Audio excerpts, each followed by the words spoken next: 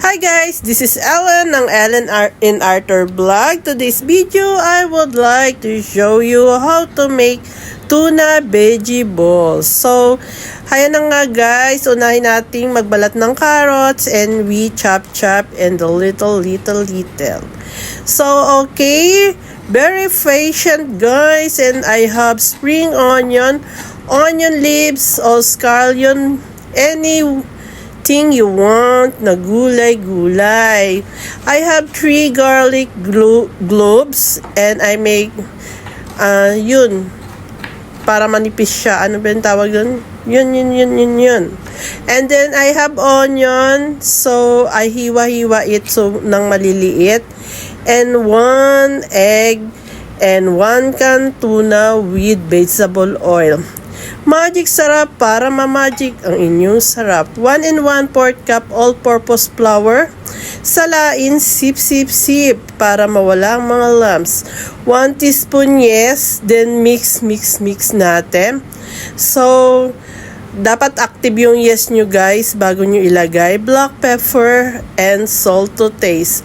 3/4 cup water. So, konti-konti lang paglalagay ng tubig para makuha nyo ang tamang consistency. So, ayan, set aside muna natin hanggang sa mag-double ang kanyang size.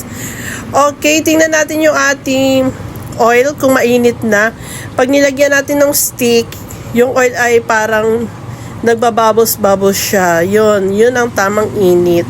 So, inilagay na natin isa-isa dyan yung ating tuna veggies oil, vegetable oil. So, ayan, iprito natin. Okay, iprito natin yon ng maganda at crispy and brownie. So, ayan, konting ingat guys at mainit ang oil natin. So, ayan, be patient. So, ang sarap niya, talaga, masarap siya. Walang duda. Siyempre ako nagluto.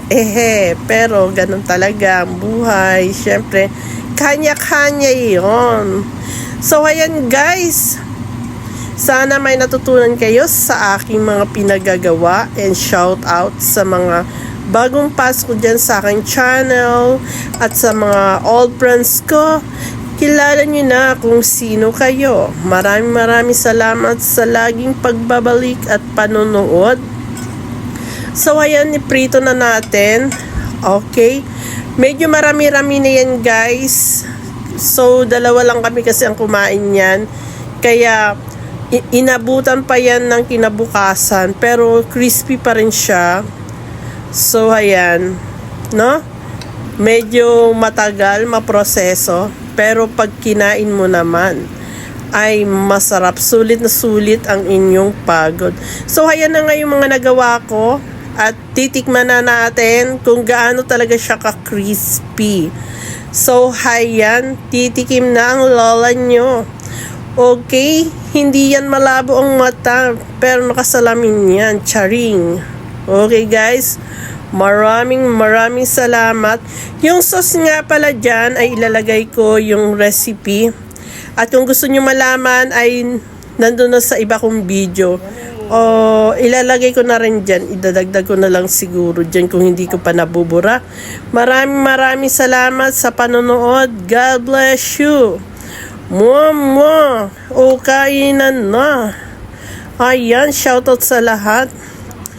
Hit the notification bell button now at wag nang mahihiya.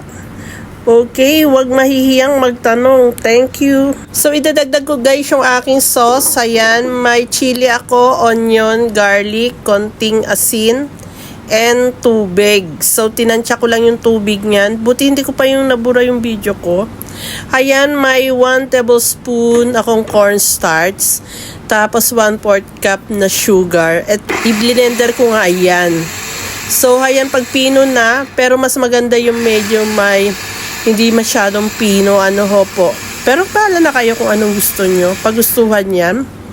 Then, ayan na yung ating sauce. Inilagay ko na sa kaldero. At pinakuluan ko yan hanggang sa maging thicken yung kanya sauce o lumapot masyado.